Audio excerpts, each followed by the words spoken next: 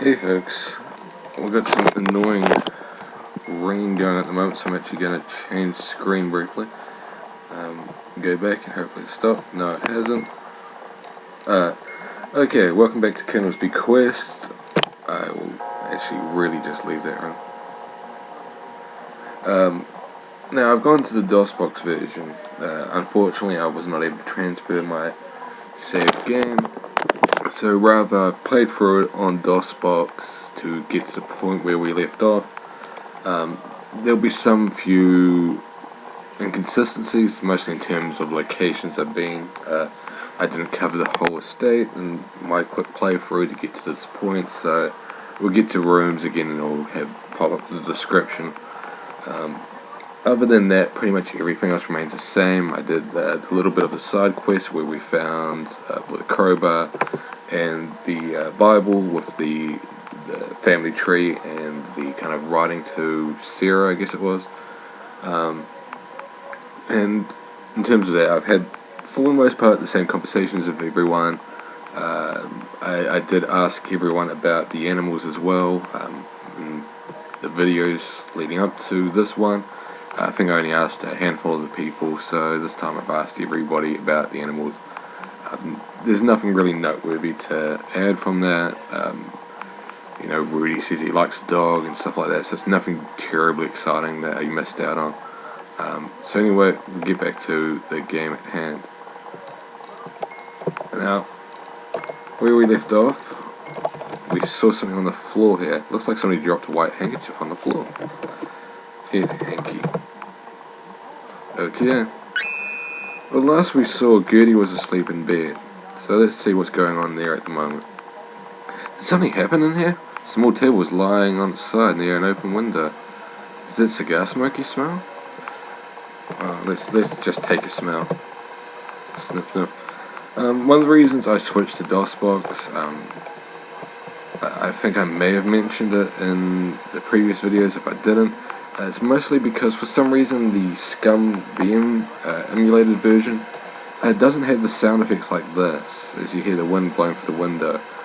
There's a lot of sound effects missing. The chandelier rattling was another one. Actually, first, before we close the window, look out window, amongst a few other ones. Curiously, you peer through the open window into the darkness outside. Looking downward, you think you see something, but you can't make out any details. So yeah, there was a major problem with it. There probably was a way to get it going in ScumVM, but I don't know how. Plus, as you see, I'm moving reasonably fast. Hopefully it's capturing on the recording. I do know there is some issues with the recording in terms of frame rate. It kind of comes and goes. It seems to be that way with almost every Sierra game I play. It just will go through lag spikes. But it's just so inconsistent that I really can't do anything about it. But anyway, let's carry on. Somebody's walking outside on the second-story veranda. Who could it be? Sorry, that was really quick. Which is one of the problems. And one of the problems with the sound is, this is not normally meant to happen, but the chandelier, sorry, you can right-click things and it will describe them as well. A huge crystal chandelier hangs precariously above the downstairs foyer. As far as I know, it's never meant to rattle that frequently, and it's really annoying. But it could be, oopsie, to do with the speed I'm going at or something like that. I really don't know, but to my knowledge, it's never rattled that frequently before. And as I said in another one of the earlier videos, basically whenever we get to a new act, everything sort of resets. By that I mean, when we talked to these people before, if we repeated someone's name, if we asked about, say Rudy about Lillian, for example, if we asked him once, he'd kind of say, something about Lillian. If we asked him again, he would say he no longer wanted to talk about it. But with the beginning of each act, people again become willing to talk about the same people again. So again, now we're going to have to go around, do the same sort of dance where we stop and talk to everyone about everyone, which is a bit of a hassle. but as I said in another video, it also becomes kind of less frequent and less of an invasive element to the game. The biggest problem with this game obviously is knowing where to be and when to be there, I guess. But right now we're just going to take a look through this hole as well. So Rudy and the Colonel are sitting in their rooms, or respective rooms, which is fine. We'll go check on Rudy first, I'd say, and then we'll go check on the Colonel and see what he's up to, and deal with that bloody chandelier. Oh, looks like Rudy's getting some action. Leave me alone, you cat! Oh, he didn't have much luck with Fifi there, and not like Henri did. We'll talk to Rudy, see how he's feeling after that little incident. You know, Laura, you're a very attractive girl. Are you really friends with Lillian? You don't seem to be her type. We're good friends, we're pretty close. Come over here, relax, have a drink. Sorry, the volume of the TV's a bit loud, so I'm hoping it's not crossing over. No way, buddy. Yeah, and he will stop kind of talking to us. Don't be afraid of me, I don't bite. Might be a good time to leave. Be like that, I don't care. You've upset Rudy, he doesn't want to talk to you anymore. Again, we can still ask him about things. Ask about Rudy. I'm not discussing myself with you. So again, we're going to be repeating a lot of these names, so ask about Lillian. You know, I've always been a little leery of her. I'm not sure she's all there, if you know what I mean. I'm not too sure. She did seem a bit upset before with certain members of the family, but you know, we all get that way at times. Ask about Evil.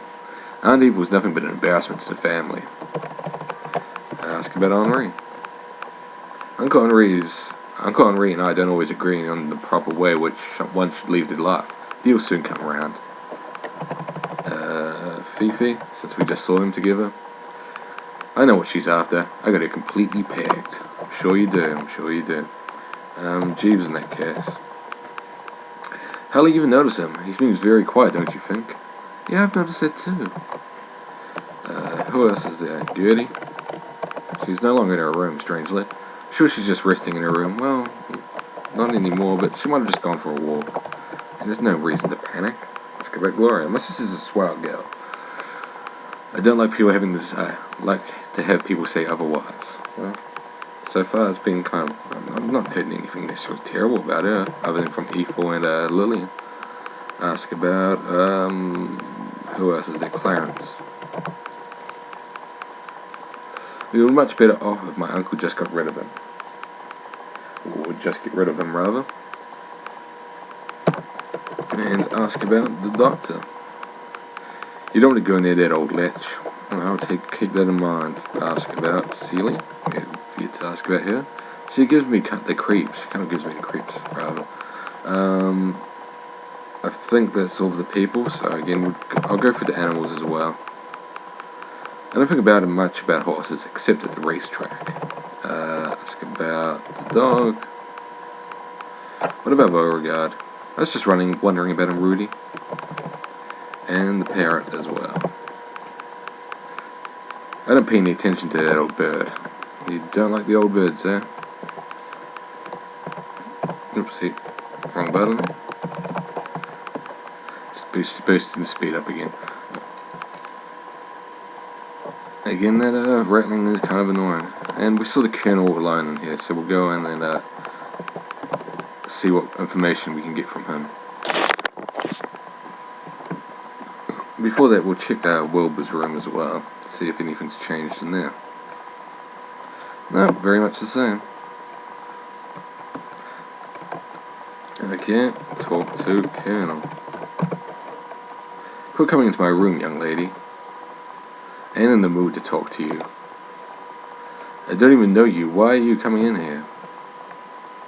Colonel refuses to answer you. Instead, he sits in his wheelchair and scowls. So we'll ask him about the same old stuff. Ask about Henri. I'm not discussing myself with you. Lily? Why don't you spend time with her rather than with me? Fifi. I hardly even noticed her. Well, that's not what I saw. Yes, go pester Jeeves. We'll actually tell him about Fifi since we did see her getting along with Rudy before. Gertrude is none of your business. Ethel? I mean, Ethel was our best friend's mother, so... I'm not discussing my sister with you. Who else is there? Gloria? My niece is none of your concern. What about Rudy? I think we might have asked about him. If you're so interested in Rudy, go find him. What about Clarence, then? There's nothing you need to know about my business affairs. And the doctor? My health is none of your concern. And Celie. Go talk to Celie. Maybe she can put up with you. Well, last time we talked with her, she really didn't seem too interested in talking to us. We'll ask about his horse as well. Stay out of my stable, young woman. That's what he does say last time, so it's probably going to be, don't be messing with my dog.